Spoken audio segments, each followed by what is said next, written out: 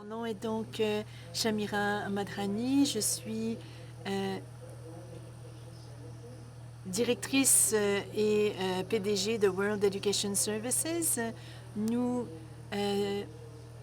évaluons donc les parcours de millions de Canadiens chaque année. Donc, c'est un honneur pour moi d'être ici, mais j'aimerais qu'on parle un peu de contexte en partant de ce que le ministre Miller a dit. Ça a été très... avec tous les rapports qui ont été publiés dans la dernière semaine à l'IRCC, donc il y a eu toutes ces recommandations de 2024-2026 au niveau des niveaux de migration. Vous avez entendu parler Le ministre a parlé de la stabilisation du nombre d'immigrants qu'on accueille au Canada et, et ce plan reconnaît la nature importante et essentielle de l'immigration qui soutient donc la prospérité économique et aide aussi au niveau des infrastructures de santé et d'éducation. En réponse à ces pressions, nous allons discuter bientôt de ces questions avec mes collègues. Et parmi les questions qu'on doit considérer ce matin, il y en a qui sont au niveau micro et macro. Comment nous assurer que les nouveaux arrivants peuvent contribuer pleinement dans nos lieux de travail et nos communautés, qu'ils puissent aussi se voir ici et se voir comme faisant partie de l'avenir du Canada et non comme immigrants temporaires. La seconde question est comment pouvons-nous fournir des approches qui sont innovantes, comment pouvons-nous faire mieux et nous devons considérer le fait qu'on a un grand nombre de juridictions qui ont des difficultés au niveau démographique. Nous avons une population qui est vieillissante. Il y a une personne jeune qui entre au pays pour 2 retraités et ça va doubler bientôt d'ici 2060. Ça peut nous paraître très loin, mais ça ne l'est pas. Comment nous assurer que le travail que nous faisons, nous tous, et comment nous pouvons penser l'innovation de manière différente. Donc, j'ai le plaisir de vous présenter nos collègues. Il y a Dr. Newman. Il est maintenant... Il y a Christine aussi Béni de l'IRCC. Elle travaille depuis 2020 à l'IRCC. Elle était directrice de l'immigration cross-border et elle travaille au niveau de la politique de l'intégration. Donc, ce n'est pas à elle qu'on pose des questions difficiles, mais bien au ministre. Et on a aussi Vicky Sinclair qui a joint l'association manitobaine des nouveaux arrivants. Elle est première PDG depuis 2016. Donc, elle travaille au Manitoba. Elle représente 62 agences membres et partenaires, donc au Conseil de Winnipeg. Et près, à côté d'elle, nous avons Nilam Sarotin. Il est PDG de Diversity qui fournit différents programmes au niveau de l'installation et de l'éducation, l'engagement communautaire et il s'est joint à Diversity en 2013. Donc, on va commencer par une approche macro. On va parler des politiques et ensuite, on va voir comment on travaille en collaboration et ensuite, nous parlerons de questions sur le terrain. Ensuite, nous aurons une période de questions et réponses.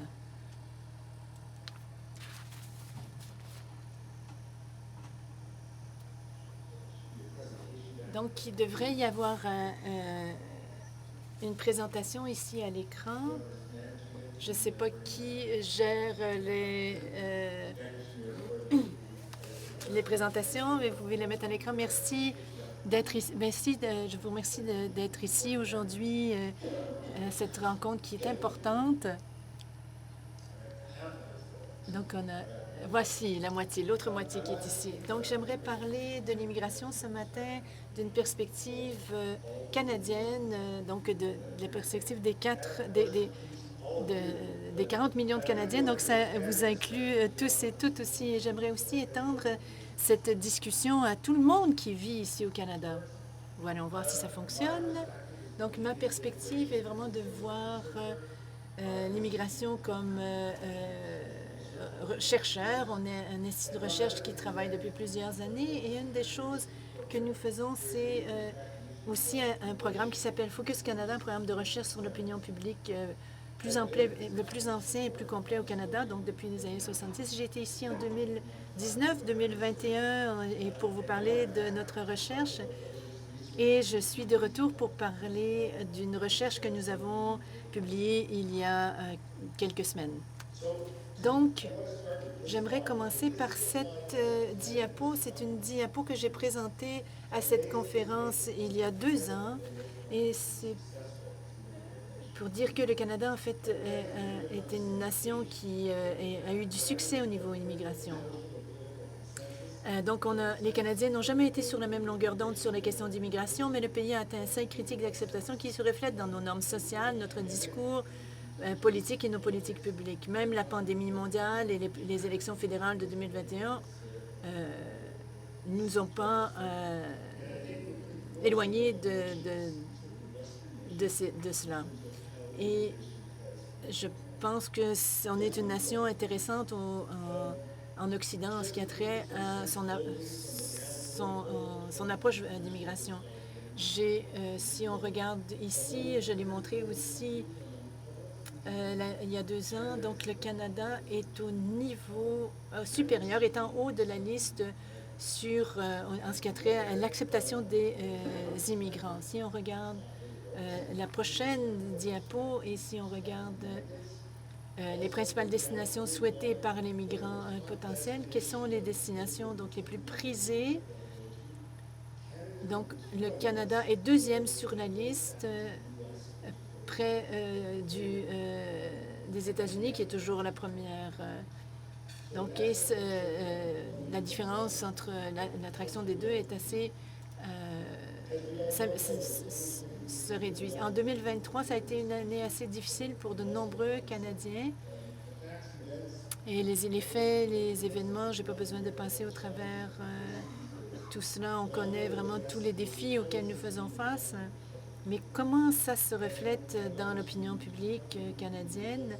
Et j'aimerais qu'on regarde le sondage que nous avons fait en septembre.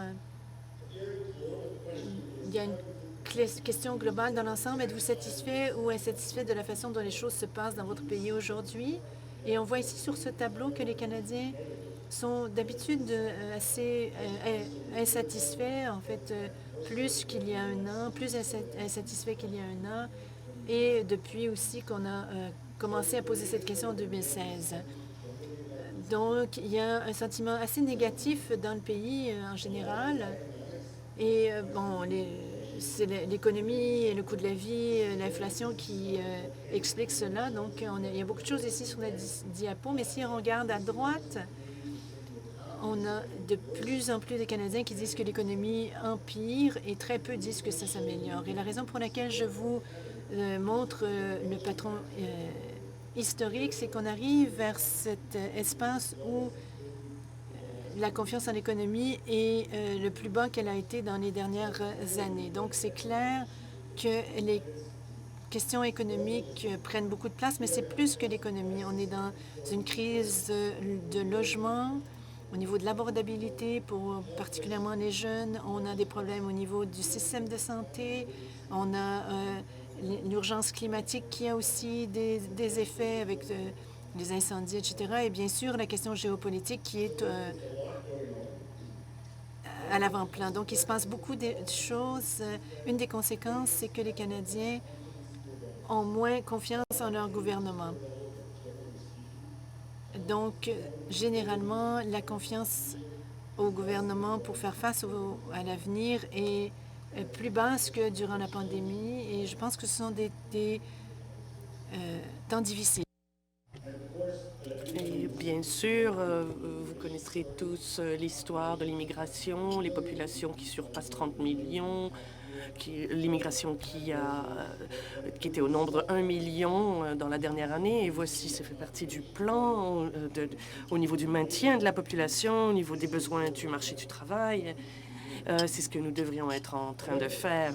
Par contre, tous ces facteurs se réunissent dans un portrait qui est nouveau au Canada et quelque chose a changé.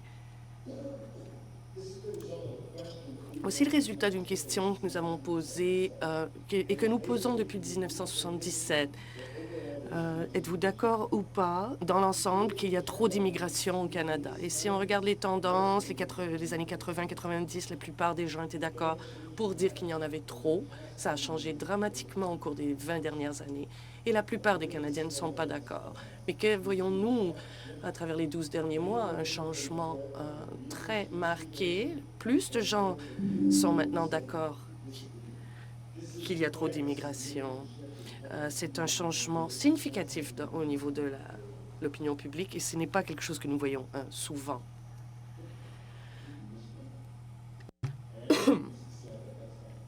Nous avons manqué une diapositive, mais ça va. Voici un problème qui est de plus en plus polarisé depuis les dernières années et on peut voir que cette polarisation en termes au fédéral et au provincial, mais aussi au niveau des députés fédéraux, on trouve qu'il y a trop d'immigration. Et donc, pourquoi est-ce que les gens disent qu'il y a trop d'immigration? Nous avons posé une question ouverte. Les gens qui ont dit trop ont cherché les raisons pour lesquelles ils ont dit ça. Les réponses pointent au logement.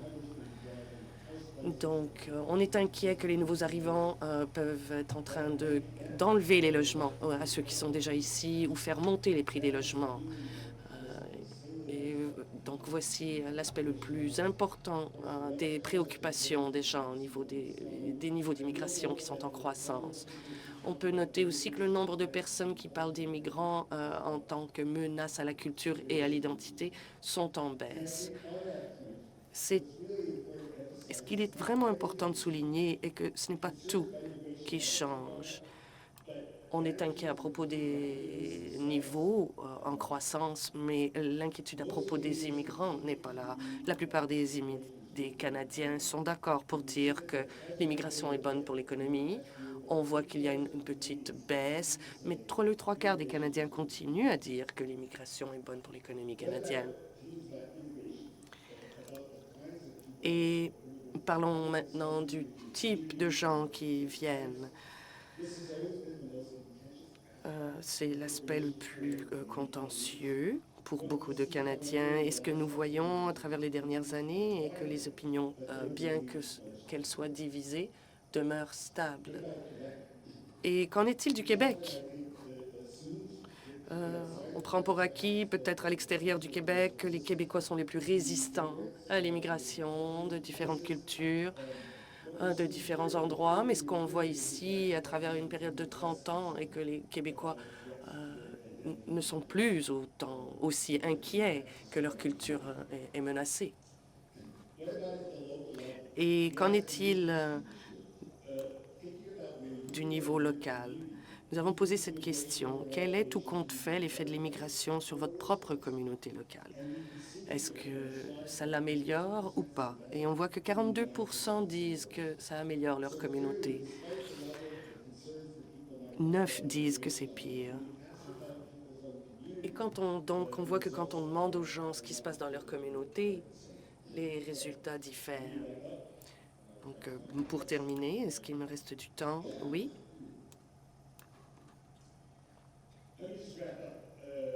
Je vais conclure.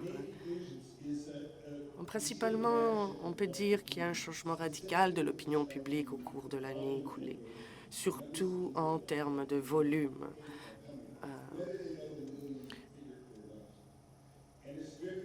Et les gens sont plus préoccupés de ce qui se passe dans leur propre communauté, que ce soit au niveau du logement, de l'infrastructure, des services.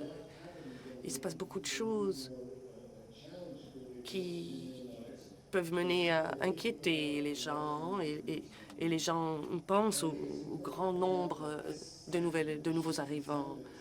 Ce changement peut se sentir à travers le pays.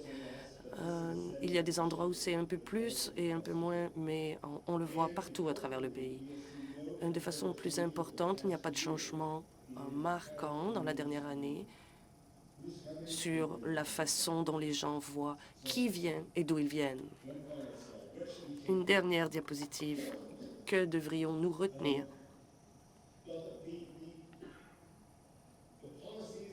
Les politiques et tous les problèmes de rétablissement de réinstallation ne sont pas si différents que ceux de l'année dernière.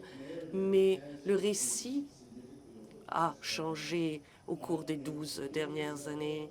Et les Canadiens, maintenant, regardent le nombre de personnes qui viennent et non la provenance de ces personnes. Et je crois que c'est un point très important à reconnaître. Nous devons réaliser que lorsqu'on entend les gens parler du fait qu'il y a peut-être trop d'immigration aujourd'hui, ce ne sont pas nécessairement des gens qui sont xénophobes ou anti-immigrants. Peut-être que oui, mais pas nécessairement. Parce que c'est quelque chose de nouveau dans l'esprit canadien, qu'il y a une distinction entre le nombre de personnes et le type de personnes qui viennent. Et c'est quelque chose à considérer en allant de l'avant avec nos politiques et nos communications. Ou quelles sont les prochaines étapes?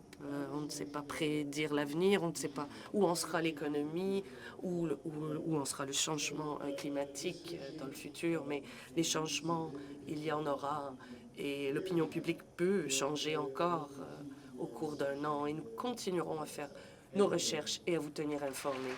Merci.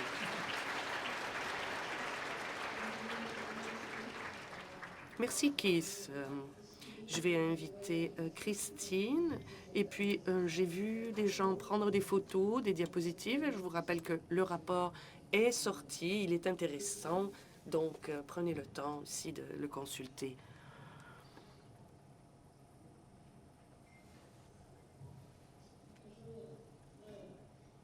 Bonjour, je suis heureuse d'être ici avec vous. Merci pour l'invitation.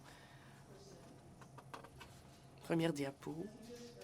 Comme nous l'avons entendu, l'opinion publique sur l'immigration est en changement dans le contexte du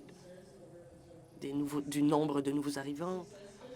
Et l'intégration des immigrants est essentielle pour adresser ces préoccupations. Et c'est le centre de mon travail au programme de réinstallation.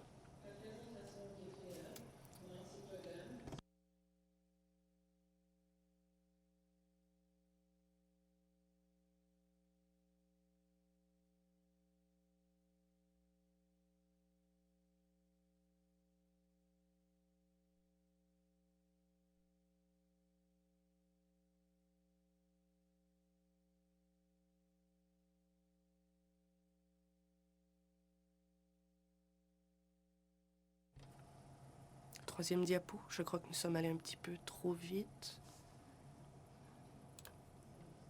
Ça va? Oui, nous cherchons la bonne diapositive.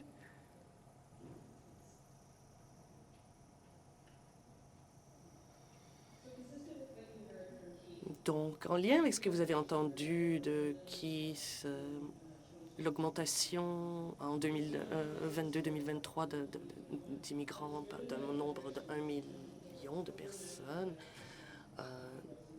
la croissance est due en majeure partie à l'immigration. Il est important de voir, lorsqu'on parle de niveau d'immigration, d'avoir une perspective globale. Les émissions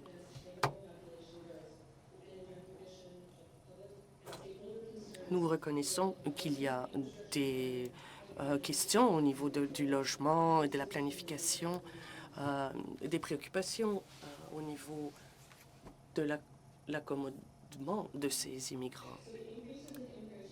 La croissance au niveau d'immigration qui sont observées depuis les dernières années sont une réflexion aussi de l'instabilité globale à travers le monde et des besoins humanitaires croissants à travers le monde. Nous avons entendu le ministre en parler.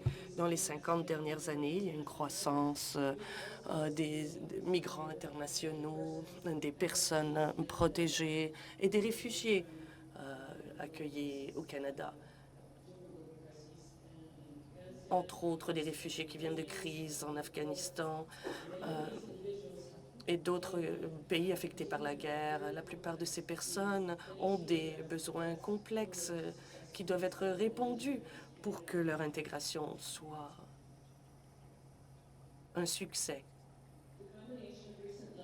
La combinaison de l'accroissement ainsi que l'accroissement des besoins humanitaires a augmenté la capacité de notre organisation, mais aussi d'autres services pour l'intégration. On parle bien sûr de logement. On peut voir ici que le nombre de nouvelles constructions en 2022, que les besoins en 2022 dépassaient le nombre de constructions. Nous savons que l'immigration a contribué à ce déséquilibre, mais nous savons aussi que l'immigration ajoute des travailleurs dans des secteurs, incluant la construction, qui sont des secteurs clés. Mais voilà, l'histoire complète ici n'est pas présente. Il y a des nouvelles tendances d'immigration qui changent aussi les besoins au niveau des services. Nous voyons une interrelation et les changements de statut aussi demandent différents types de soutien. L'endroit où les nouveaux arrivants s'installent est un facteur important. Les résidents permanents se trouvent plus dans les zones métropolitaines et ceci nous fait penser que les efforts devraient être déployés pour faire la rétention des immigrants dans les communautés plus petites. Comme vous le savez tous, le Canada a une réputation mondiale en tant que pays d'accueil. Et ceci est maintenu par le programme fédéral, mais aussi par les prestataires de services qui sont au nombre de plus de 500 à travers le Canada. Voilà la pierre angulaire de notre succès. Le nombre de clients est en hausse croissante. Et pendant la COVID, il y a eu certaines fermetures, mais les volumes sont montés à plus de 600 000 en 2022-2023. Les réfugiés aussi font partie de plus en plus grande, tandis que les immigrants qualifiés sont en baisse. Mais ce programme répond très bien à ces volumes et à ces changements. Et ils ont dû innover pendant la pandémie, par exemple, où les services ont été donnés en ligne et 90% des clients ont reçu un service à travers un format hybride ou en ligne. Il y a aussi de nouveaux besoins qui ont été répondus à travers la Fondation pour l'innovation.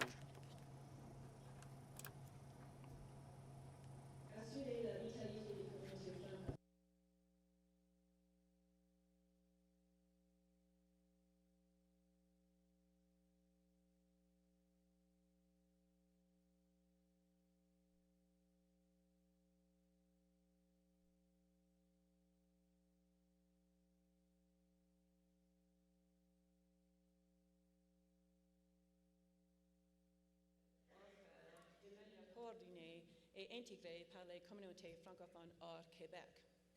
Les communautés francophones en situation minoritaire ont été en mesure de mieux attirer, accueillir et intégrer les nouveaux arrivants francophones grâce à un financement accru et à une augmentation du nombre d'organismes offrant les services. So I've just presented some trends and Donc, j'ai présenté des tendances en immigration et suivre cela et comprendre ce qui fonctionne et ne fonctionne pas est le cœur de notre travail. Ça nous aide à faire évoluer le programme de façon à refléter ces volumes qui changent. Nous construisons une base de connaissances solide sur ce qui fonctionne et ne fonctionne pas et intégrons les succès au programme. Nous avons plusieurs sources de données pour comprendre et ça nous aide à communiquer. Les organisations partenaires jouent un rôle clé dans la collecte de ces données à travers leur rapport annuel, par exemple. Nous utilisons ces sources de données et construisons des outils en lien avec cela. Nous regardons aussi d'autres données liées à l'immigration et d'autres résultats et rassemblons tout cela pour former un portrait. Basé sur notre enquête annuelle, nous savons que beaucoup de services répondent aux besoins des immigrants. Nous savons que la majorité des clients du programme de réinstallation travaillent. 75% ont indiqué travailler. 79 travaillent à temps plein. En tant que comparaison, le taux d'emploi était 84% au niveau des immigrants et plus bas au niveau des Canadiens. La plupart de nos clients sont des réfugiés qui ont des besoins complexes et ça explique une partie de cette différence. À travers les clients qui ont indiqué ne pas travailler, la moitié ont dit qu'ils étaient en recherche d'emploi ou qu'ils allaient commencer un emploi. Nous savons que ce ne sont pas toutes les personnes qui peuvent occuper un emploi, mais ils aident autrement en prenant soin de leurs enfants ou en étudiant. Nous savons que l'appartenance est plus haute chez les gens qui utilisent les services et la majorité des gens sont confiants au niveau des institutions canadiennes et participent à des activités. Donc, en tout, les services d'établissement et de réinstallation desservent très bien les besoins des gens. Et nous travaillons à nous assurer que nos services demeurent pertinents et suivent les tendances. Le 14 novembre, nous avons lancé le prochain appel à propositions pour le prochain cycle de subventions pour les programmes. Donc, le CFP 2024 veut équilibrer la continuité et la stabilité pour les clients et pour les organismes. Nous donnons des opportunités pour changer, pour faire des changements stratégiques basés sur les données. Une des aires de priorité est d'accroître l'uniformité et la normalisation à l'échelle nationale. On devrait avoir accès au même niveau de service où qu'on soit au Canada. Nous allons soutenir la collaboration en encourageant des partenariats entre les fournisseurs de services et différents niveaux de gouvernement, des organismes autochtones, des institutions privées. Nous sommes en coplanification avec nos partenaires territoriaux et provinciaux pour éviter la duplication et prendre les meilleures pratiques les plus efficientes. Donc, nous voulons enlever les barrières qui existent à l'accès aux services, surtout dans les centres, dans les endroits ruraux. L'utilisation de services digitaux pourra aider aussi à étendre les services à travers le Canada, mais nous avons entendu clairement à travers nos consultations l'année dernière qu'il y a des considérations spécifiques qui doivent être prises en compte pour ceux qui opèrent à partir de petites communautés rurales, étant donné le manque d'infrastructures et d'outils digitaux qui peuvent être des barrières. Donc, plus tôt, j'ai parlé de l'accroissement du nombre de réfugiés qui sont accueillis au Canada. Le programme d'établissement et de réinstallation est une composante très importante dans le CFP 2024. Nous savons que les interventions au bon moment sont importantes. Ce programme va aller chercher des propositions de projets qui offrent des services dès l'entrée au Canada. CFP 24 est une opportunité de voir si nous avons la bonne disposition de communautés pour le financement. Et nous accueillerons de nouvelles communautés dans ce groupe et pourront distribuer mieux les réfugiés à travers le Canada et pourront ainsi réduire la charge au niveau du logement dans les grands centres.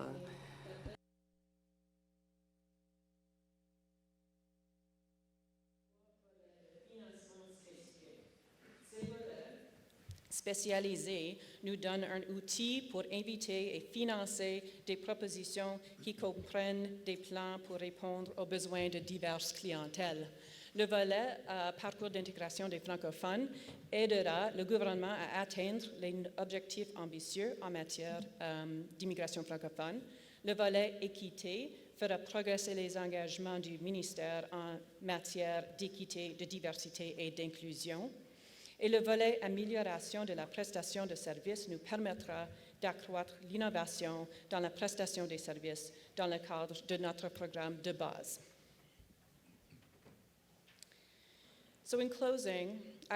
Pour terminer, l'IRCC est arrivé à un endroit une phase très importante. Le paysage de l'immigration change. Et nous savons que le fait de donner des bons services est la clé à l'intégration.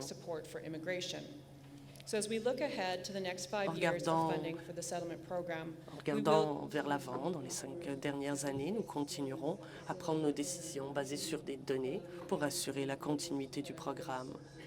Et nous engageons à donner les bons services au bon moment, aux bonnes personnes. Merci beaucoup pour votre attention, votre temps. Si vous voulez en savoir plus sur les services d'établissement et de réinstallation, vous aurez plus d'informations sur cette diapositive et vous pouvez balayer le code QR pour aller directement à la page web. Merci. Je vois que la plupart d'entre vous prenez beaucoup de photos parce que ceci va au cœur de nos professions. Et Christine sera disponible pour des questions après. Vicky, à vous. Bonjour à tous. Merci de m'avoir invité. J'ai pu m'asseoir à côté du ministre. C'était bien. J'étais trop gênée de demander une photo, mais si quelqu'un en a pris, pourriez-vous m'en envoyer? Donc, je parlerai aujourd'hui avec mon chapeau du niveau national et du niveau provincial. Je suis du Manitoba. Tous mes exemples viennent du Manitoba et les photos que j'ai aussi. Et puis, on m'en a envoyé tellement, je n'ai pas pu toutes les inclure.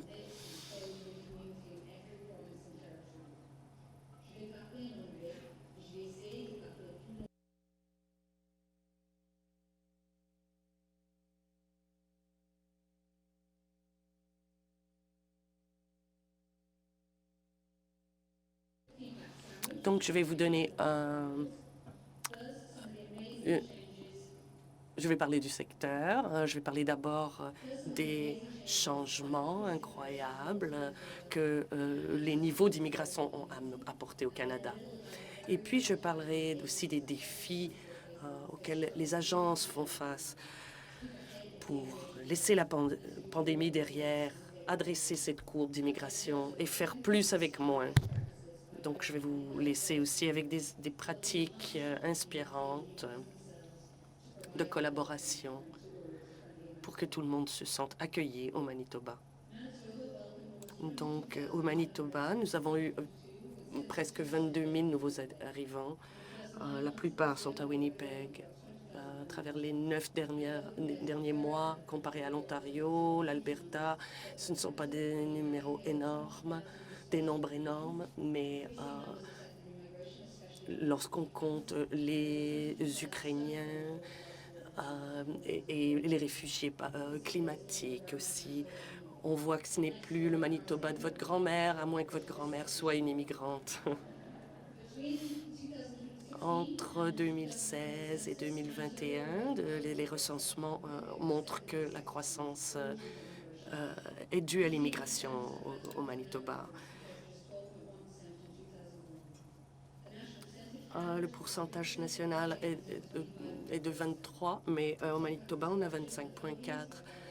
Les gens viennent des Philippines, de l'Inde, de la Grande-Bretagne, de la Chine et de l'Allemagne. 58,9% des immigrants au Canada ont un bac ou plus.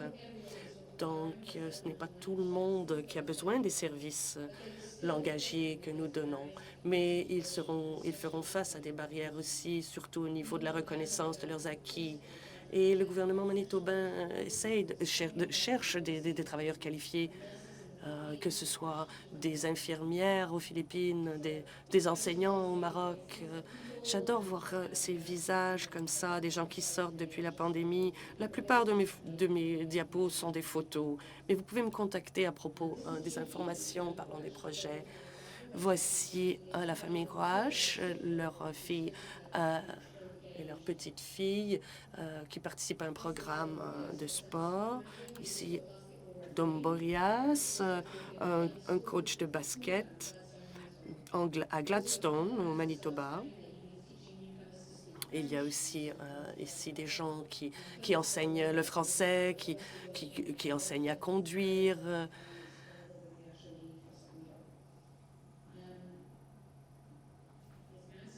Voici Manso. Nous sommes formés depuis 2016. Nous facilitons l'intégration des nouveaux arrivants. Nous avons plusieurs agences en français et en anglais à travers la province. Il y a des nouvelles demandes à chaque mois. Voici des travailleurs suisses qui faisaient du réseautage par une journée ensoleillée. Les services se sont arrêtés pendant presque 2 ans à cause de la pandémie et les gens se sont rencontrés dehors. Ici, on est à Edmonton en février avec les organisations de la Saskatchewan et du Manitoba qui se rassemblaient pour un sommet de 3 jours. Voici le groupe manitobain.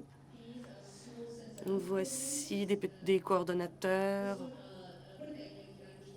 de langue qui partagent des ressources. C'est sûr que ça a été un apprentissage de passer en ligne pour l'enseignement. Et puis, nous avons créé des programmes spécifiques pour cela. Voici des coordonnateurs aussi qui se sont rencontrés en personne parfois. Ça se passait à l'extérieur de Winnipeg. Mais nous nous rencontrons le plus souvent comme ceci. Un excellent rapport a été publié ce mois-ci avec des contributions de toutes nos organisations fêtières.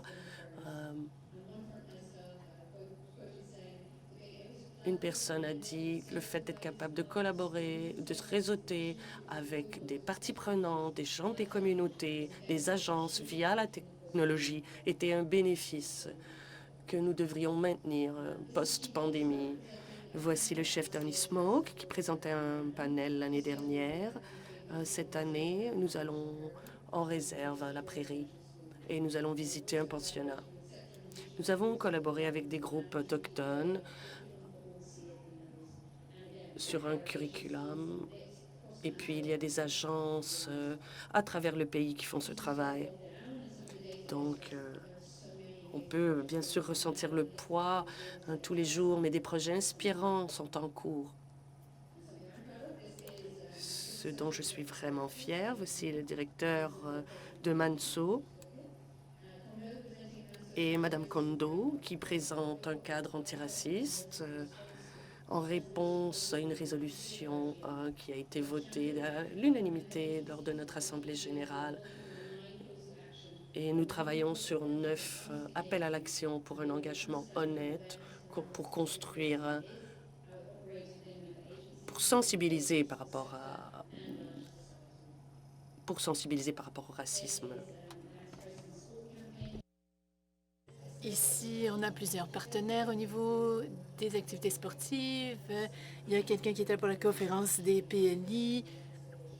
Et on travaille aussi au niveau de la réconciliation avec différents partenaires. Et les activités, les campagnes, les présentations dans les écoles. On a aussi beaucoup de travail sur l'antiracisme qui se fait, BU Cares, la recherche aussi universitaire. Donc, vous allez voir différentes campagnes sur leur site web. Il y a Tracy ici qui est dans la salle qui travaille pour Manitoba Possible. Les nouveaux arrivants en situation de handicap. Donc, on a donné plus de 400 billets gratuits au jardin zoologique. Donc, on a un parapluie. Comme ça, on peut travailler sur la logistique, notamment. Et on peut ensuite distribuer, donc, par exemple, ces billets. Et ici, il y a Émilie, qui est deuxième sur la droite, qui est coordonnatrice de l'Ukraine, qui est en visite à Gimli, au Manitoba, où il y a une grande population ukrainienne. Elle travaille étroitement avec les communautés ukrainiennes et tous les niveaux avec tous les gouvernements de gouvernement et travailler. On a aussi donné beaucoup de certificats cadeaux à ces familles ukrainiennes. Donc, c'est à la foire d'accueil des nouveaux arrivants à Mitchbury. Il y a 1500 nouveaux arrivants qui sont arrivés en 2023. C'est un événement annuel qui est organisé avec différentes agences locales, partenaires avec de la nourriture gratuite et toutes sortes d'activités. Ici, ça fait partie de partenariats de multi-agences de la ville de Winnipeg. On a plus de 750 000 $ qui ont été donnés à des réfugiés ukrainiens et ça continue. Et on travaille avec tous les niveaux de gouvernement pour nous assurer qu'on accueille les communautés. Donc, pour soutenir tous les niveaux d'arrivants. Ici, nous avons des partenariats avec les cercles autochtones du Manitoba. On a ici Adrian Sarna qui est ministre dans le nouveau gouvernement. Donc, on essaie de ne pas travailler en silo, vraiment de travailler ensemble avec tous les secteurs et de ne pas être en compétition les uns contre les autres. On travaille avec des groupes aussi de logements autochtones pour aussi réduire les barrières et les obstacles. Ici, on a aussi beaucoup d'intérêts internationaux de la part des médias internationaux, en fait. Ici, il y a Lloyd Axworthy qui est là. Et on a les recommandations ici. Ils m'ont permis d'aller à cette rencontre, présenter toutes mes recommandations. Voici, on était là le mois dernier à Ottawa. Je pourrais pas faire ce travail important sans le travail constant de nos membres et le soutien aussi de l'équipe nationale d'engagement. Donc, si vous voulez en entendre parler davantage, on en parlera demain lors d'un panel dans le secteur. C'est des années, des décennies, en fait, de travail. Ici, il y a d'autres membres qui étaient coprésidents avant nous. Donc, le rapport de l'IRCC nous a appris qu'on a pu s'adapter vraiment aux situations et on sait que notre secteur est vraiment très flexible, mais ça ne peut pas continuer comme ça à perpétuité. La plupart des participants, des membres sont surchargés, ils sont épuisés et particulièrement avec la hausse des cas de COVID aussi qui augmente. On a aussi le travail en ligne qui crée de la fatigue Zoom. Il y a de plus en plus de rencontres qui se font. Donc, le soutien public descend, mais les besoins sont de plus en plus criants et importants. Dans notre région, dans les prairies, on a des problèmes majeurs parce on a une baisse du financement, mais on a toutes ces nouvelles personnes qui arrivent. Donc, il y a des endroits où on doit mettre à pied du personnel, mais on a une augmentation des besoins. Et c'est un stress aussi de rejeter des clients qui sont non admissibles. Et c'est sûr que malgré les baisses de financement, les provinces ne comblent pas ces lacunes. Et les demandes de citoyenneté aussi ont baissé de 40 depuis 2001. Et peu importe ce que vous gagnez, il y a quelqu'un qui disait qu'avec avec toute l'augmentation des coûts et tout, les gens qui sont ici depuis 10 ans n'arrivent plus à joindre les deux bouts.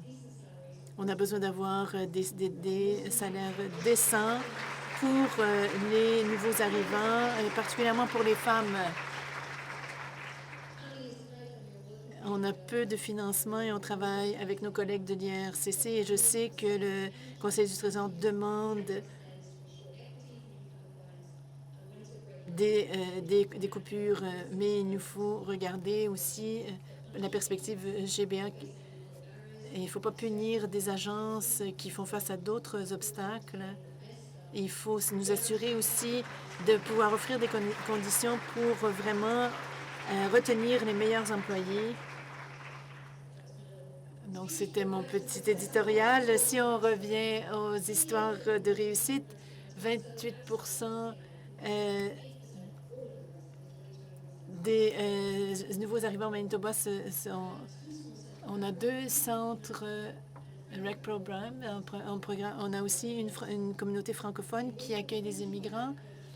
Et on a 25,3 qui sont immigrants et 6 sont des immigrants récents. Ici, on voit des diapos qui viennent de vidéos qui ont été faites localement. Donc, ils offrent des services dans différentes communautés, dont Winkler. Et ils ont vu une augmentation de 80 de 2017 à 2023. Et de clients aussi qui ne sont pas des résidents permanents. Donc, on a ici le projet Sunflower Fest, donc des familles joyeuses ici.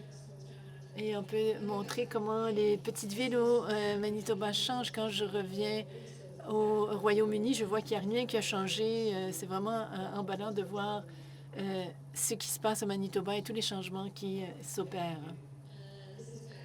Donc, ça, c'est de retour à Winnipeg, à Ercon, qui a une mission pour accueillir des nouvelles familles et les intégrer dans la communauté. Il y a une transition au niveau du logement. Il y a toutes sortes de programmes sur place. On me dit que je dois aller un peu plus lentement alors que j'accélère ici. On a l'exercice ici de la tortue qui est ici mené par le gardien du savoir. Ils travaillent comme alliés avec les communautés autochtones.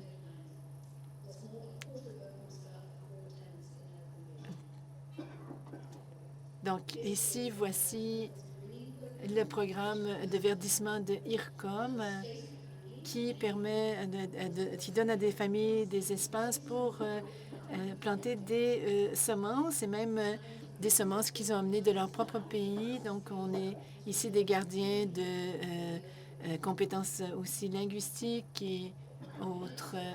Il me reste seulement 1 minute. Donc, c'est une campagne anti-racisme qu'on a faite durant la COVID. Et voilà. Et aussi, durant la COVID, on a eu un groupe de travail aussi au niveau des vaccins. Et on a identifié toutes sortes de préoccupations au niveau des vaccins. On a offert différentes ressources. Et on avait aussi des fournisseurs de services qui donnaient des cliniques, qui offraient des cliniques de vaccination. Donc, encore une fois, ce travail se fait dans toutes les provinces et territoires et dans les partenariats locaux d'immigration. Donc, on est ici et on travaille comme pont entre les gens et entre les organisations. Donc, il nous faut travailler pour que tout le monde s'unissent et travaillent ensemble pour faire en sorte que tout le monde ici puisse s'épanouir et nous tous, nous sommes résilients. Et donc, merci, Miigwech.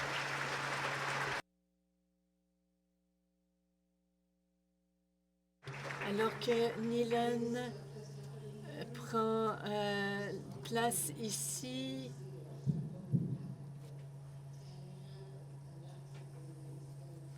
il y a aussi on a reçu l'information que les présentateurs parlent trop vite et donc il faut ralentir pour l'interprétation. Merci.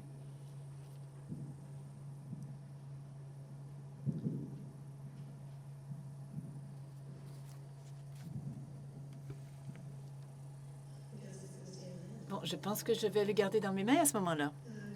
Bonjour tout le monde, mon nom est Nilam Sarota et je vais nous amener un peu plus loin. Je pense qu'on part de Dockies et on amène au Manitoba. Je vais parler de la Colombie-Britannique. Merci beaucoup de m'avoir accueilli.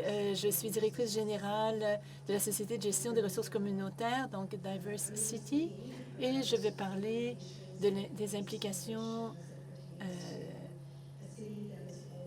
et l'augmentation de l'immigration dans la ville qui connaît la croissance la plus rapide en Colombie-Britannique et comment tout cela donc travaille ensemble. Donc, je vais commencer par reconnaître que notre travail se déroule sur les territoires ancestraux traditionnels et non cédés des Premières Nations de Semiahmoo, Kikwetlam, Kaukwit et Tawisan, donc on appelle aussi Surrey. Donc, les connaissances et les traditions de ces communautés donnent un contexte au travail que nous effectuons et Diverse City reconnaît l'importance de la réconciliation dans la construction de collectivités fortes et véritablement inclusives. Donc, nous sommes un organisme de bienfaisance. Donc, nous existons depuis 45 ans. Donc, par le biais de nous avons une philosophie comme organisation d'être un innovateur social et nous voulons travailler dans un écosystème avec des partenaires habituels de tous les niveaux de gouvernement. Et nous voulons travailler donc à améliorer le bien-être socio-économique de tous les Britanno-Colombiens, mais aussi nous travaillons avec la communauté d'affaires et les partenaires aussi autochtones et autres. Donc, cette philosophie de travail permet d'avoir une approche qui est installation plus. Donc, on prend en considération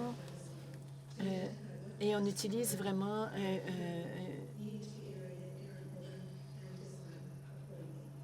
donc, on crée nous croyons vraiment que le futur d'une nation prospère dépend de comment nous traitons les gens, comment nous investissons en eux et comment nous pouvons créer des trajets, des parcours qui soient durables dans l'intérêt de tous. Comme nous l'avons déjà dit, donc les taux d'immigration ont augmenté au cours des dernières années et se stabilisent maintenant à un niveau record avec un demi-million de nouveaux arrivants par an au cours des prochaines années. La Colombie-Britannique et le Lower Mainland restent une destination de choix. Après, on a à peu près 89 % qui est dû à la migration internationale. Et en Colombie-Britannique, Surrey est la ville qui connaît la croissance la plus rapide, dépassant la ville de Vancouver. Donc, regardons certains chiffres spécifiques à Surrey. Surrey, en particulier, connaît une croissance sans précédent avec plus de 51 000 habitants supplémentaires depuis 2016. Autrement dit, au cours des 5 dernières années, Surrey a accueilli 28 nouveaux résidents par jour. Au rythme actuel, la ville est en passe de devenir la plus grande ville de la province vers 2040, dépassant Vancouver en termes de population. Surrey attire à peu près 20 % des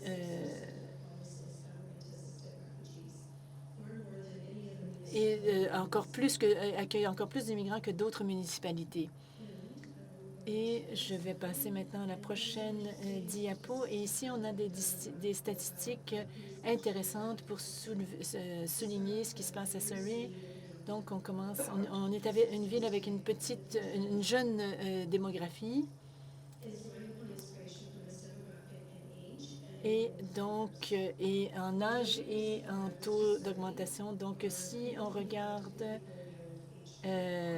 à celui, 63% des nouveaux arrivants font partie du groupe des 25-54 ans contre 42% de la population totale. Je voulais m'assurer d'être sur la bonne diapo.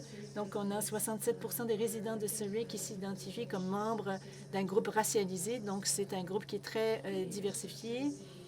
Et les intérêts publics ne sont pas à la hauteur. Et en particulier, les écoles voient vraiment les effets de ces augmentations significatives. Cette augmentation de population aussi affecte les systèmes de santé, l'accès à des médecins de famille. Le Surrey Memorial Hospital est le deuxième plus grand hôpital de la Colombie-Britannique et possède le service d'urgence le plus important. Le logement est aussi un autre domaine d'intérêt qui est... donc, les problèmes d'accessibilité au logement en Colombie-Britannique, et particulièrement dans le Lower Mainland, ont fait l'objet de nombreux rapports. Donc, les logements sont rares. Donc, on regarde aussi l'augmentation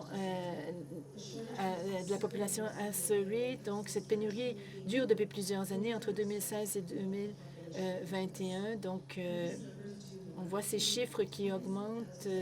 Il y a des dizaines de milliers aussi d'étudiants internationaux qui ont besoin de logements. Surrey a été vu comme une alternative plus abordable que Vancouver, mais on a vu que les prix ont augmenté à tout un sommet dans les dernières années. Donc, si on regarde au niveau économique, il y a quand même des avancées. Si on regarde la participation des immigrants dans le marché du travail, par contre, on a un taux particulièrement élevé et des problèmes au niveau des barrières systémiques. Nous étions heureux, par contre, que le mois dernier, la Colombie-Britannique a annoncé une nouvelle législation et un nouveau financement pour aider les professionnels formés à l'étranger à faire reconnaître plus rapidement leur titre de compétence Colombie-Britannique. Donc, la nouvelle loi sur la transparence des salaires entre en vigueur le 1er novembre. Elle constitue une étape positive vers une plus grande équité en matière d'emploi. Notre approche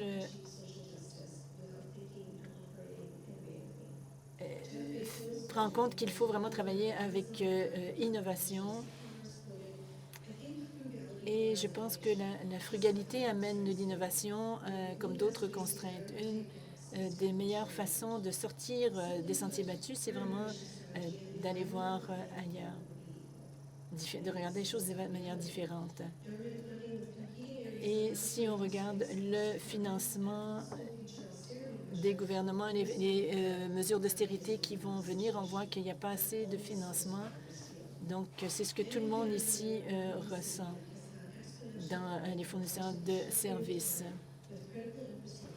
Et si on regarde des infrastructures critiques, on voit qu'on est 2 décennies en retard. Et c'est ce à quoi aussi ma collègue Vicky faisait référence. La plupart des gens conçoivent l'innovation comme liée à la technologie. Mais l'innovation, en fait, commence par les gens, par les personnes. C'est un point de vue qui nous permet de voir comment nous pouvons combler les lacunes. Donc, les fournisseurs de services comme nous, travaillons avec des restrictions absolument incroyables et nous essayons de construire nos capacités. On essaie d'aller chercher, trouver des idées qui sont inspirées par l'innovation. Donc, nous essayons de sortir des sentiers battus et on essaie de voir comment on peut aller au-delà des horizons gouvernementaux et on essaie de développer des approches innovantes. Nous voulons diversifier nos sources de revenus, mais aussi qui d'autre doit faire cela, qui a besoin d'être contacté et de quoi ont-ils besoin. Donc, ça nous amène vraiment à travailler à l'innovation sociale. Et ce sont des membres de la communauté qui guident l'innovation intégrée de notre approche. Nous développons des programmes innovants qui rencontrent les nouveaux arrivants là où ils sont et qui les responsabilisent et aident à atteindre les objectifs qu'ils souhaitent. La réciprocité est vraiment une valeur clé de notre organisation et nous regardons vraiment le rôle que chacun peut jouer dans l'organisation et non nous concentrer seulement sur les besoins. Nous essayons vraiment de trouver un équilibre, de aussi reconnaître les actifs des gens. Et nous avons aussi travaillé au niveau de l'intégration des cas. Nous travaillons sur une approche qui est personnalisée, particulièrement pour les gens qui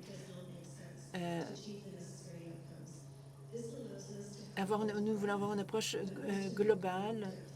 Donc, nous voulons vraiment avoir une profondeur au niveau des services et pour vraiment rencontrer les gens là où ils sont. Nos employés utilisent non seulement l'analyse, l'intersectionnalité, mais aussi l'analyse de genre. Nous avons voulu développer une capacité dans notre organisation et aller au-delà donc de l'établissement et l'installation. Donc, on a intégré aussi des services et du soutien au niveau psychologique. Et il faut vraiment que les gens soient outillés pour apprendre et outillés pour aller de l'avant. Ça, c'est un exemple du travail que nous faisons qui est non établissement. Donc, on parle ici des connexions sociales et des jardins communautaires qui sont organisés. Donc, notre force est de différencier les approches. Donc, on exploite les données pour éclairer notre approche. Donc, on veut toujours améliorer nos services. On écoute et on documente et on veut nous assurer d'avoir aussi nos employés qui sont bien outillés. Je vais accélérer un peu parce que j'aimerais passer une vidéo. Donc, on parle aussi d'augmentation de nos capacités, création de capacités et faire face donc aux défis que les bénéficiaires reçoivent. Donc, on a dû être aussi créatif au niveau des sources de revenus. On a donc créé aussi un financement différent qui est plus flexible et plus innovant. Et donc, on veut vraiment identifier les lacunes, établir un cheminement personnalisé, et on veut aussi offrir des occasions à plusieurs nouveaux arrivants qui font face à tant d'obstacles pour entrer dans le marché du travail. Et ensuite, on a des entreprises sociales qui peuvent fournir des services et au niveau des programmes aussi. Et j'essaie de m'assurer que au-delà vraiment des entreprises sociales, j'ai une vidéo aussi que j'aimerais vous présenter.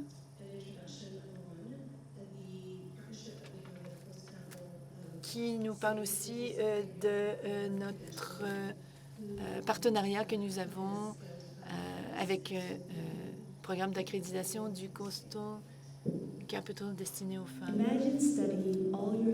Imaginez que vous étudiez toute votre vie pour devenir médecin, avocat, et vous déplacez votre famille à l'autre bout du monde, mais vos qualifications ne sont plus reconnues et vous trouvez un travail pour lequel vous êtes surqualifié. Et si vous êtes une femme, vous serez probablement payé moins qu'un homme. Donc, c'est pour ça que nous travaillons en partenariat. Ce qui était vraiment très différent avec ce programme pour les femmes, c'est que c'est un programme qui les rencontrait là où elles sont. On n'essayait pas de réécrire leur parcours, de changer leur trajectoire professionnelle. Vous êtes une infirmière, alors faisons tout ce qu'il faut pour vous amener à devenir infirmière. Moi, j'ai une maîtrise en dentisterie suis passée d'un endroit. J'ai changé de pays et c'était tout un défi de m'adapter aux nouvelles coutumes. C'est tout un changement de vie, de changer de vie. Diversity a travaillé dans cette communauté pendant des années. Nous connaissons ces communautés. Nous travaillons avec des femmes qui viennent d'autres pays pour les aider à trouver un emploi qui est plus aligné avec l'éducation qu'elles ont reçue dans leur pays et leur profession. Et on les aide aussi à créer des liens avec la communauté. La différence de salaire chez les économistes, ça pourrait augmenter à 150 milliards. Donc, ce n'est pas juste une bonne chose pour le Canada. C'est une chose intelligente à faire pour le Canada de combler ces lacunes salariales. Dans les 5 prochaines années, je me vois avoir mon propre cabinet de dentiste et d'avoir le potentiel de retourner dans mon pays, de ne pas d'avoir de contraintes. J'ai amené ma fille dans des bureaux de dentiste et elle sait que je suis dentiste et je veux qu'elle me voie retrouver ma profession. Je pense qu'elle serait fière de moi. Un grand merci à tous leurs membres, à tous les membres de Diversity Capital. Vous avez eu un impact dans tant de vies. Merci beaucoup.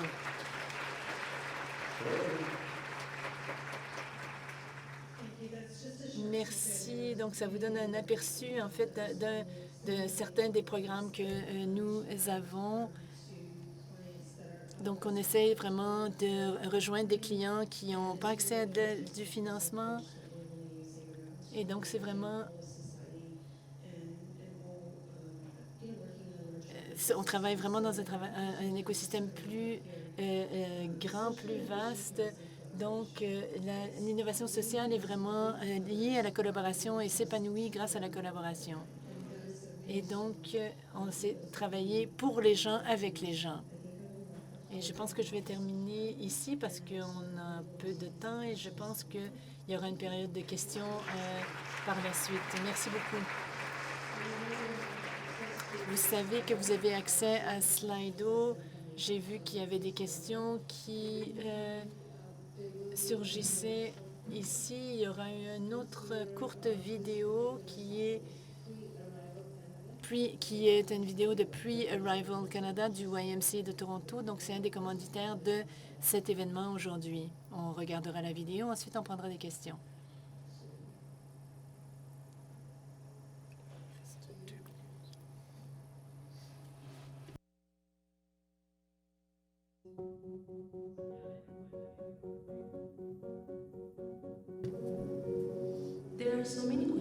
Il y a tellement de questions qu'on se pose avant d'immigrer au Canada. Comment je vais trouver de l'information sur l'emploi? Quelles sont les occasions de carrière qui sont en demande? Les garderies, le travail, le logement, tout ça, c'est important. Donc, preavril.ca vous aide à trouver les réponses avant d'arriver au Canada. Donc, nous offrons plusieurs programmes gratuits avec une seule inscription. Ces programmes offrent de l'information gratuite.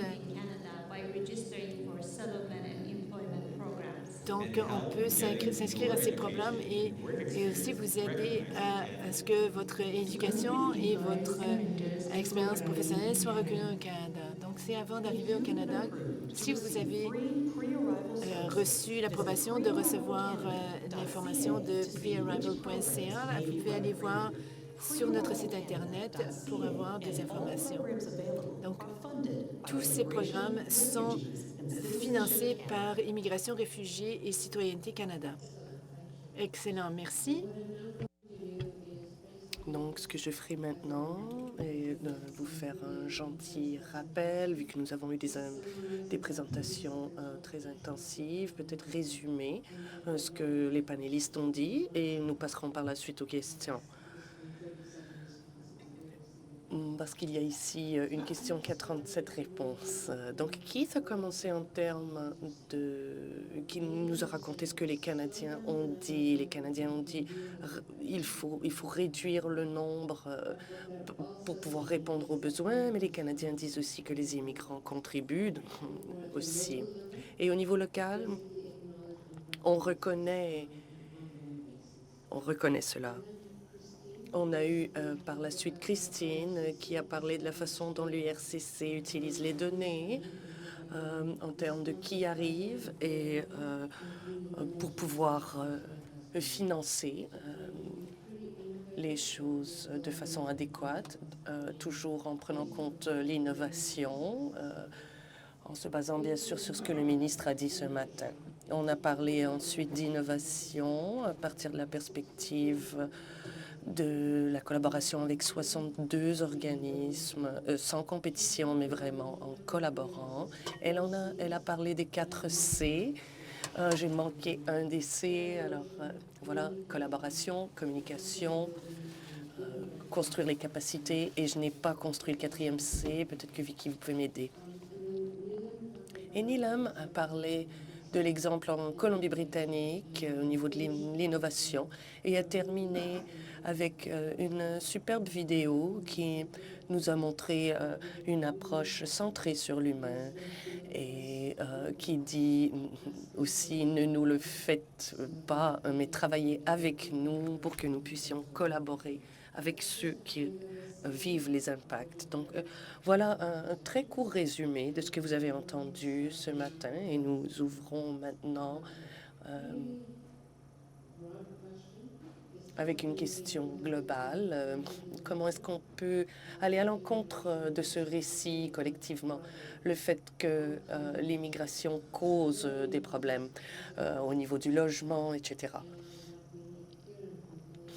Et le fait que nous avons besoin d'arguments probants allant plus loin du fait que nous avons besoin de travailleurs dans le secteur de la construction, par exemple. Cette question pointe vers le fait de ne pas utiliser les immigrants seulement comme des travailleurs, sinon comme contributeurs à l'enrichissement de notre pays. Et nous voulons aussi nous assurer de la rétention. On n'a pas parlé beaucoup de rétention, mais initialement, je voulais vous dire qu'un rapport a été publié par l'Institut de la citoyenneté canadien. Ça s'appelle le Leaky Bucket, donc le seau qui coule. Cette recherche montre que les immigrants sont nécessaires, et spécialement les jeunes immigrants. Mais les jeunes disent qu'ils vont partir. Donc, c'est un pays où les gens arrivent, mais les choses changent. Nous avons besoin d'immigrants. Nous devons faciliter leur établissement. Qui veut répondre en premier?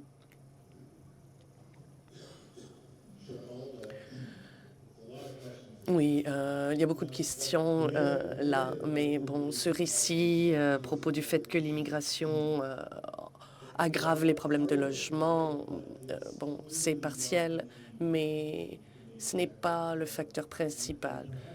Et peut-être que nous pourrions contrer cela, tout du moins au niveau local,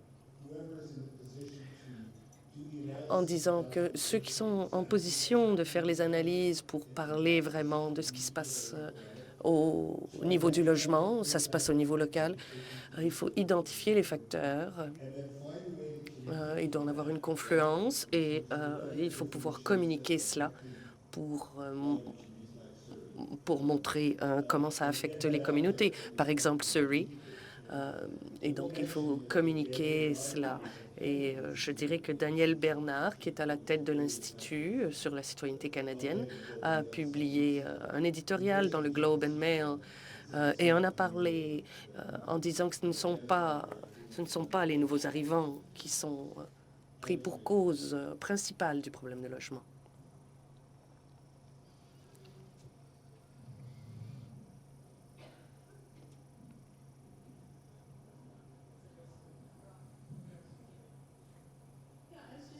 Oui, j'allais dire aussi, j'ai mentionné que nous faisons des efforts conjoints. Nous savons que c'est pas un problème de l'immigration, c'est un problème de logement et surtout de logement abordable.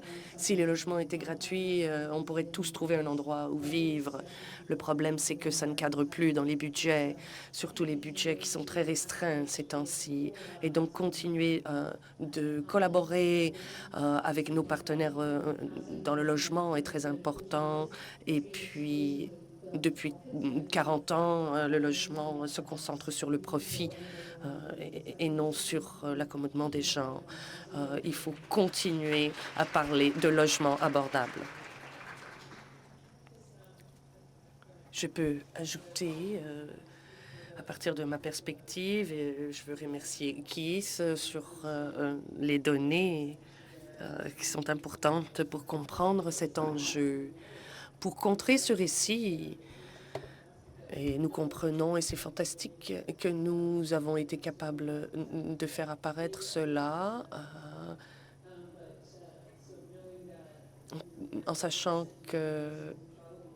quels sont les sentiments du public à partir de ma perspective et de l'IRCC. C'est l'établissement et l'intégration bien réussie des nouveaux arrivants qui va pouvoir adresser cette question de l'opinion publique. Donc, nous utilisons cet appel à l'action qui arrive au bon moment dans les modes que vous avez identifiés pour nous assurer que nous soutenons les nouveaux arrivants, pour s'assurer aussi qu'ils ont une bonne intégration. Bien sûr, leur intégration au marché du travail, mais dans d'autres sphères aussi.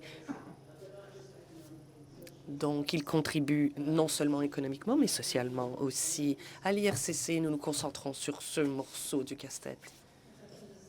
Si je peux rajouter, avant de travailler en diversité, je travaillais au niveau du logement. Donc, j'en sais sur les politiques de logement abordable.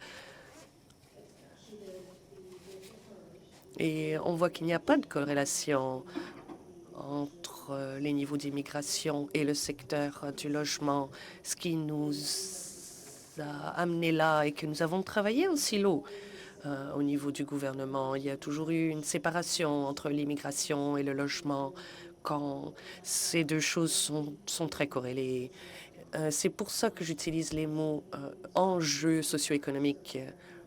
Et nous devrions utiliser ce langage lorsque nous parlons de logement.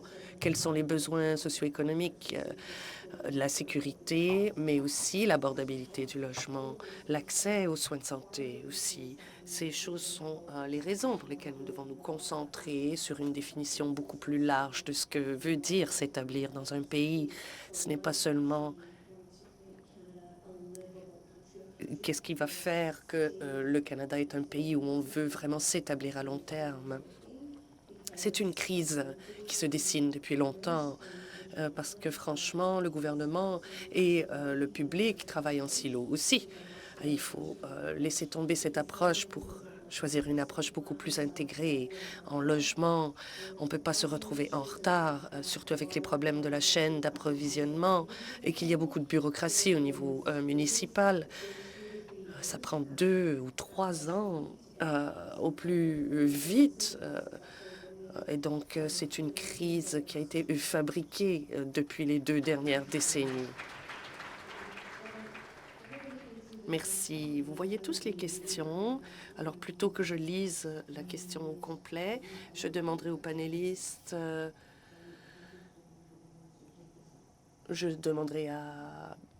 aux panélistes de choisir de répondre.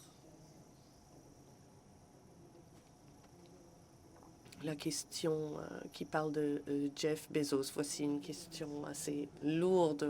Beaucoup de gens posent des questions similaires. Oui, je peux prendre ça vu que je l'ai cité. Donc, ce que je voulais dire lorsque j'ai parlé de la façon dont la frugalité mène à l'innovation, ça veut dire des subventions gouvernementales limitées au Canada. On ne parle pas seulement des gens qui vont arriver cette année ou depuis les 12 derniers mois. Comme vous le savez tous, nous entrons dans une phase plus restrictive de façon économique et il faut voir comment nous allons approcher l'établissement des gens. La partie innovation de mon discours dit que la plupart des organismes reçoivent leur financement, la majorité de leur financement de la part des gouvernements. Mais nous ne sommes pas des entités gouvernementales, nous sommes en partenariat avec le gouvernement. Donc, c'est un appel à l'action aux fournisseurs de services de regarder un petit peu plus loin que ce que les gouvernements peuvent offrir et de s'assurer qu'ils ont des liens avec l'industrie et d'autres partenaires qui devraient également participer à l'accueil des arrivants. J'ai parlé de certaines institutions financières, mais il y a d'autres entités dont nous avons besoin en tant que secteur. Et pour revenir à mon idée d'avant, nous travaillons en silo.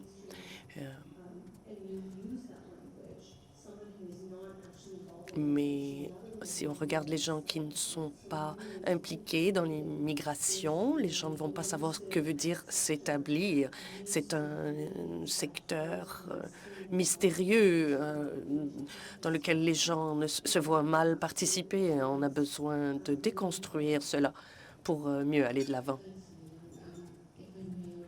Merci. J'aimerais ajouter à cette conversation. Aujourd'hui, nous avons des gens du secteur de l'établissement. J'ai participé à 2-3 conférences dans les dernières semaines. Seulement des gens qui travaillent au niveau de la réglementation, par exemple. Et les conversations sont verticales en nature. Et je crois que cette conversation, en particulier, offre une nouvelle façon de voir et rassemble des gens pour unir les voix. Et on inclut les immigrants et ceux qui vivent les impacts pour qu'ils aient leur mot à dire sur comment aller de l'avant. Christine, pourriez-vous prendre les 2 prochaines questions parce qu'elles sont en lien? Donc, les facteurs qui déterminent le CFP 2024 et qu'est-ce que le gouvernement fédéral fait pour éduquer le public quant à l'immigration dans notre pays? En termes du CFP, nous l'avons lancé en novembre et puis il durera 11 semaines. C'est relativement long pour un appel de cette taille. C'était intentionnel. Nous savions que cette conférence allait avoir lieu et nous avons pris en compte la période des fêtes. Et donc, les candidatures sont en train de se faire. Nous n'attendons pas qu'elles soient soumises. Nous faisons beaucoup de travail pour pouvoir les recevoir comme il faut, tout en prenant compte de nos propres vacances et le stress. Mais c'est pour ça que nous avons étalé cet appel sur 11 semaines, aussi pour nous assurer que tout serait en place au niveau de la faisabilité. Au niveau du financement, c'est élaboré. Il y a beaucoup d'exemples sur le site Web. On montre des exemples de propositions qui pourraient répondre aux critères, tout dépendant des aspects. Il y a beaucoup d'instructions et nous avons amélioré la navigation. En addition, nous avons créé plus de 40 webinaires.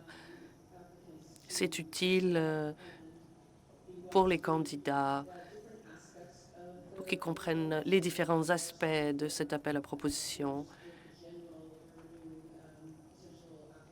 Donc, ça va plus loin que les informations générales. Certains webinaires sont spécifiques. Ils ont été créés pour accélérer le processus. On peut aussi poser des questions. Et puis, d'autres webinaires sont des séances de questions-réponses. Et nous avons d'autres ressources en ligne aussi pour pouvoir soutenir tous les candidats pendant cette période de 11 semaines. Donc, quelques questions pour vous, Christine. Combien d'individus ont participé à l'enquête pour les critères de sélection? Et une autre, lorsque vous parlez des gens qui ont participé à la recherche, ne sont peut-être pas anti-immigration. J'aimerais connaître la taille de l'échantillon. Oui, ce sont de bonnes questions. J'aurais aimé donner plus de détails sur la recherche, mais mon temps était limité, donc je voulais parler surtout des résultats principaux. Pour la première question, mon intention n'était pas de dire qu'il n'y a aucun sentiment anti-immigration au Canada. Il y en a toujours eu. C'est encore le cas. Mais je voulais me concentrer sur l'idée que ces opinions négatives n'ont pas cru à travers la dernière année. Il n'y a aucun consensus sur aucune question de l'enquête. Différents sentiments existent, mais nous regardons les tendances et nous regardons ce qui a changé et qui n'a pas changé. Les perceptions sur les immigrants eux-mêmes sont restées stables à travers la dernière année. C'était mon point principal. En termes de recherche, vous trouverez le rapport détaillé sur notre site Web et je vous invite à le consulter. Mais brièvement, je peux dire que c'est une enquête d'opinion publique avec un échantillon de 2000 personnes, des Canadiens de 18 ans et plus, et ça n'incluait pas les territoires dans ce cas. Nous avons fait attention, bien sûr, que notre échantillon soit représentatif de différents groupes d'âge, de niveau d'éducation. Ce n'est pas un échantillon parfait, mais il est représentatif à plusieurs égards. Et l'information sur notre site Web montre les réponses des différents groupes. Vous pouvez voir à travers les régions. Vous pouvez le voir à travers aussi si les gens sont de première ou de deuxième génération. Donc, il nous reste 1 minute. Il y a beaucoup de questions et donc je vais suggérer que vous contactiez les oratrices directement pendant votre pause. Mais je veux finir peut-être en posant une question. Nous avons des gens qui viennent de différentes provinces, qui ont différentes perspectives, différents positionnements. Pour ceux qui vont rester jusqu'à jeudi, quel serait votre mot de la fin pour pouvoir faire avancer ce récit? Nous commencerons avec Nilam, puisque vous êtes passé en dernier. Donc, un conseil, c'est dur. Je dirais que pour les organisations de services, d'établissements et de réinstallation, d'agir en tant que plus que d'être des administrateurs, faire le travail comme il faut, pour faire le travail avec intentionnalité, à partir d'une perspective d'équité. Il faut comprendre qu'on a l'opportunité d'ouvrir le dialogue avec d'autres organismes avec lesquels vous n'avez peut-être pas collaboré dans le passé et d'essayer d'incorporer ça dans le plan d'action. Ce sera une façon de pouvoir se sortir de cette situation de la poule ou de l'œuf. Il faut réduire notre dépendance au gouvernement de façon saine, ce qui peut nous aider à servir les communautés de façon plus holistique. Vicky, j'allais dire quelque chose de très similaire. Il ne faut pas travailler en silo ou en compétition, surtout pour le financement. Parlant d'agences, nous en avons une qui forme les gens pour être éducateurs en service de garde, et puis après, ça passe à une autre agence qui n'a pas de frugalité, mais c'est gagnant-gagnant. Ces gens-là n'auraient pas accès aux services si on n'avait pas de partenariat. Utilisez vos organisations fêtières. C'est une... Ce n'est pas dire j'ai 19 clients aujourd'hui, j'ai seulement le temps d'en voir 10. Les succès dont j'ai parlé sont dus à l'excellence de la collaboration entre divers partenaires et nous devons continuer ainsi. Bien sûr qu'il y a toujours de la place pour l'amélioration et donc je parlerai de collaboration et oui, d'inviter de nouveaux partenaires à partir de mon point de vue. En ce moment, ce serait de dire allez voir notre appel à proposition. Nous aimerions vraiment adresser ces problèmes et combler les lacunes que nous voyons. Nous répondrons à vos questions et vous soutiendrons à travers ce processus. Merci. La recherche que j'ai présentée est un portrait national.